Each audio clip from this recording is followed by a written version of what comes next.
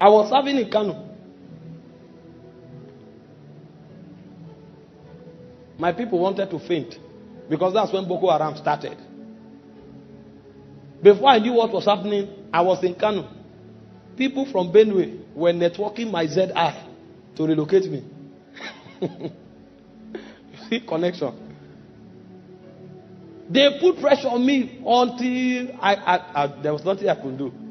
I succumbed. They interacted with the ZI. They knew him. He was a relative of my uncle.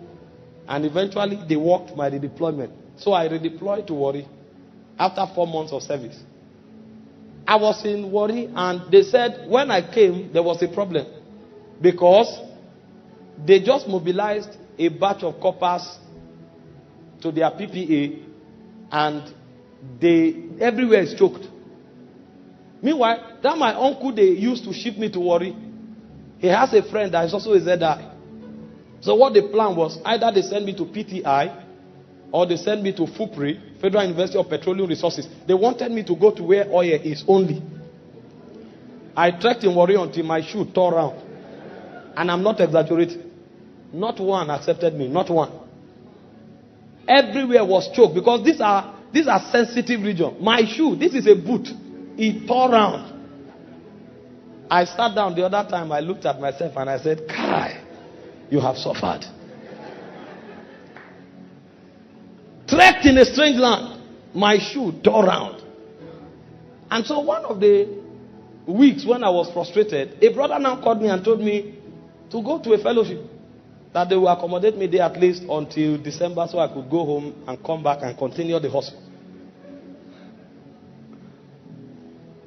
I went there graciously. They accepted me, took me in, and I was there for 2 weeks.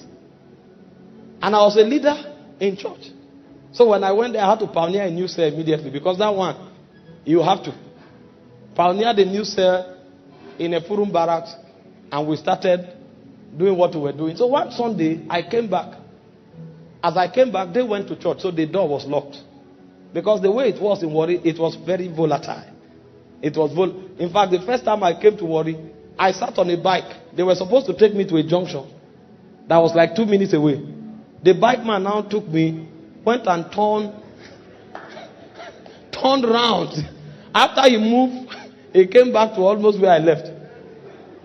And then before I said before I coughed, they said money was 250. 250 over 12 years ago.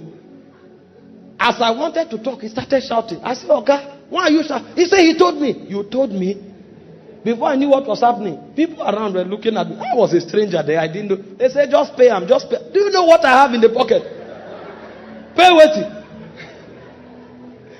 I had to empty myself and give almost the last cash I had to this man in tears. And I was also coming to join the fellowship people, so I didn't want them to see me as a troublemaker. So I was molested into releasing the money. So that was the situation. On this faithful Sunday, I came back. They went to church. I sat down, and the Holy Ghost told me, "Go and win souls." I said, with this hunger, I should even eat something. Say, go and win souls. He said, go and win souls. So I stood up. I began to move around. I saw some people, some bricklayers. They were walking. I started talking to them.